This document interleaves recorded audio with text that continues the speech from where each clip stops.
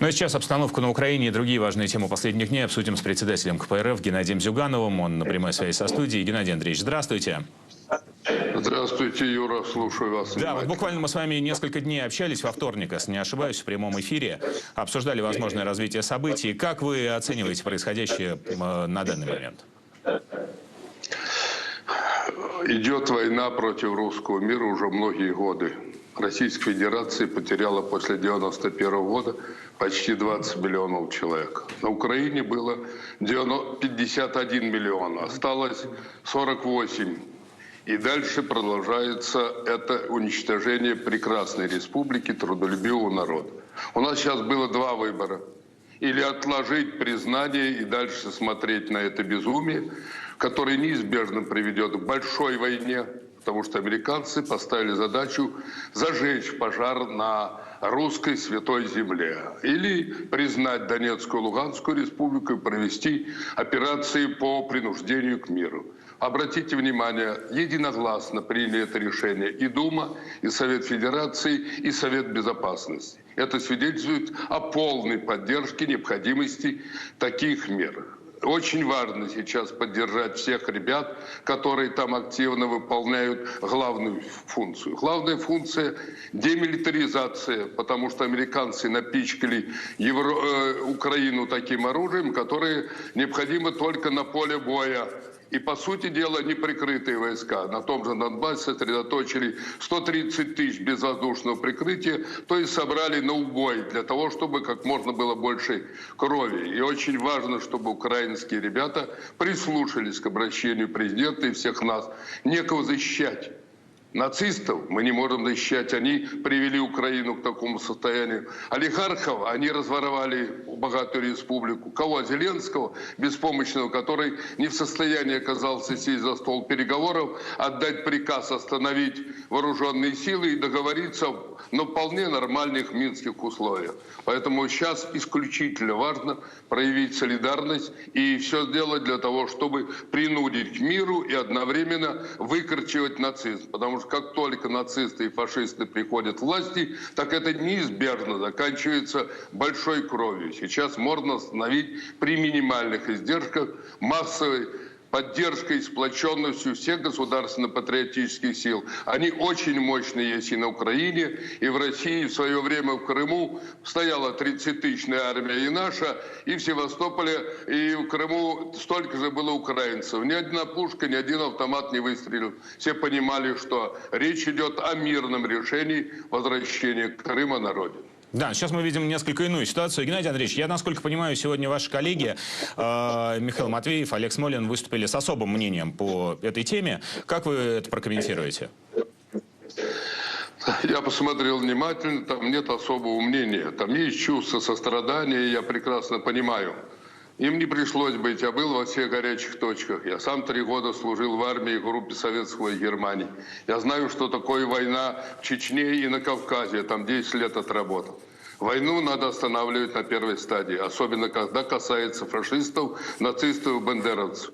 Когда заряжают пушку, снаряд и пишут детям Донбасса, это законченные преступники. Когда наускивают на нашу страну, и еще большие преступники. Когда заявляют о том, что надо хвататься за ядерную дубину, то про это сумасшедшие люди. Их надо унимать на первой стадии. И если они не в состоянии сесть за стол переговоров, надо применять необходимые меры, которые признаны и ООН, и всеми международными институтами. А когда вас объявили врагом номер 1 и никого не щадят для реализации этой операции.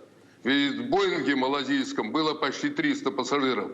Они грохнули только для того, чтобы летом 2014 года опалить и разжечь эту истерику.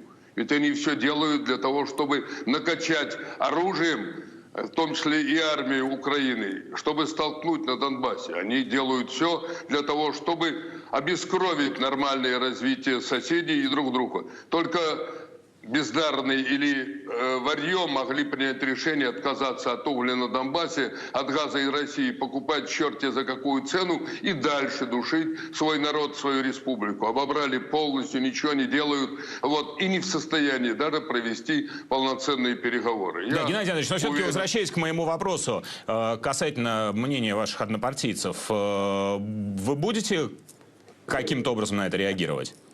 Отреагировали. Я вот сейчас объяснил нашу позицию. Заявление принято вчера на штабе протестных действий. 56 организаций. Все полностью. Очень интересная беседа была у Новикова, Платошкина и Удальцова. Сегодня будет опубликовано мое обращение, связанное с внутренней политикой. Мы должны все сделать для консолидации общества внутри страны.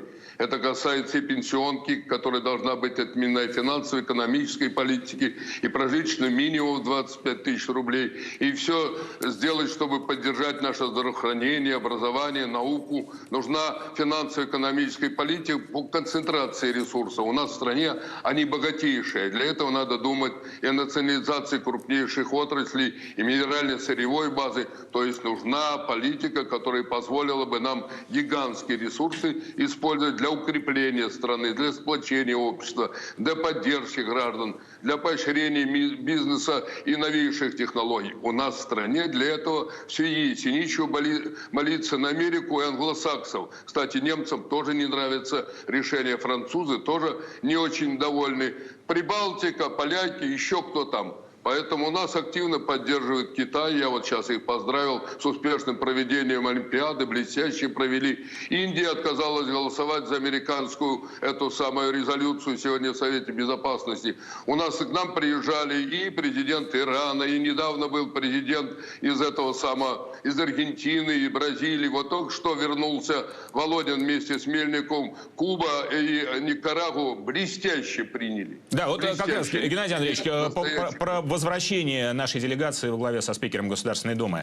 То, что многие страны Европы закрывают воздушное пространство и фактически, да, пытаются организовать такую воздушную блокаду. Насколько это может иметь тяжелые и негативные последствия, в том числе, кстати говоря, и для Калининградской области?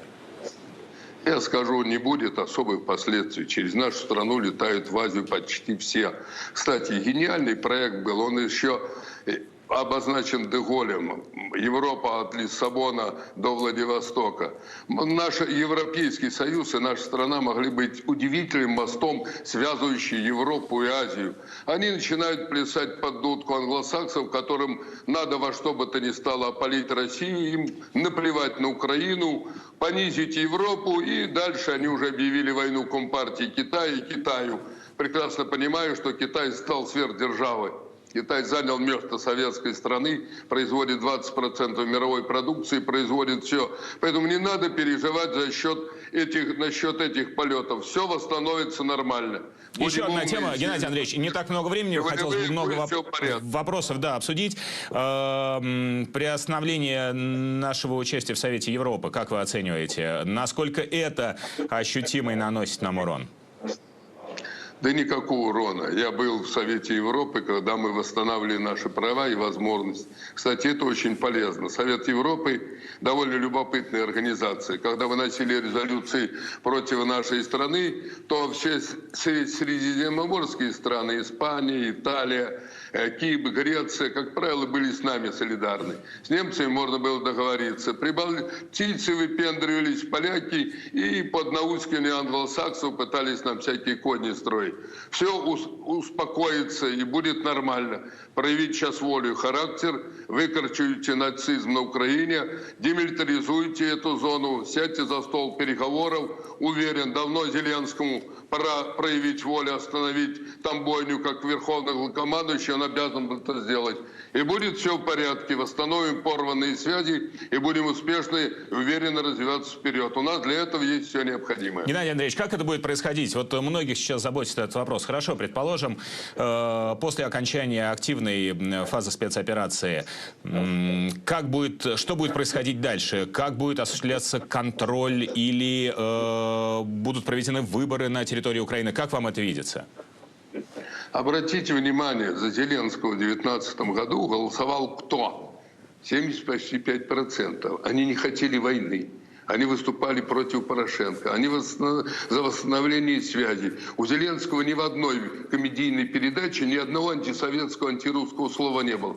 Его сломали американцы, согнули, запугали нацики. Отрежьте от этого сильного влияния, и вы увидите, украинский народ, Украина активно поддержит. У нас у всех там друзья, родственники, близкие, знакомые. Нам нечего делить, нам надо договориться. Никто не покушается на незалежность Украины. Она в рамках СССР была могучей державой. Я посмотрел по потенциалу, она входила в десятку самых развитых стран мира. Классное авиационное строение, машиностроение, электроника, корабли, ракетотехника. Они умеют делать все. Но когда эти сумасшедшие люди предлагают делать ядерную бомбу, то из Москвы нельзя спокойно это смотреть, потому что если натовцы разместят под Харьковом свои новые средства, не зря Путин сказал, 4-5 минут будет лететь до центра управления Москвы. Пистолет к виску приставили. С этим ни одна страна, ни один народ никогда согласиться не может. Давайте займемся делом и восстановлением связи. Кстати, я посмотрел целый ряд репортажей на киевском телевидении. Там есть талантливые люди, великолепно выступают, классные предложения, интересные, в том числе и с точки зрения русского языка и культуры. А когда принимается закон, что русские не коренные, а 83% еще недавно жителей Украины говорили, что их материнский родной язык русский, то это могут принять только преступники, которых надо гнать палкой от любой власти. Они откровенные преступники. Они не знают историю национальных отношений. Пусть поучатся в Финляндии. Там шведов, по-моему, 3%, а 2 языка фигурируют. И шведский, и финский. Или у Сингапура, там родной язык английский. Вот, не одной, а государственный язык. Или у Индии там и английский язык, и свой язык. Да, Геннадий Иванович, когда вы говорите о преступниках, вы кого имеете в виду? Зеленского или кого-то еще конкретно? Или вообще всех представителей украинской власти? Я считаю, там надо поработать как следует. По крайней мере, я уверен, что и у Путина, и у нашей команды есть план взаимодействия с людьми, которые выражали другую точку зрения, которых запугивали, которых арестовывали, которых сажали. Там много толковых людей, не хочу сейчас называть, но я уверен, что они немедленно откликнутся. Откликнутся, потому что 70 с лишним процентов голосовали за политику мира на Донбассе, на Украине еще недавно, и за восстановление связей с Россией. Это общественное настроение. И они, как только увидят такую политику, уверяю вас, она будет активно поддержана всем населением. Да, еще раз обращаюсь. Я благодарю вас за комментарии. Позиция ваша понятна. Спасибо, что приняли участие в нашем эфире. Я напомню, мы беседовали с председателем КПРФ Геннадием Зюгановым. Всего доброго. Желаю мира и доброй воли.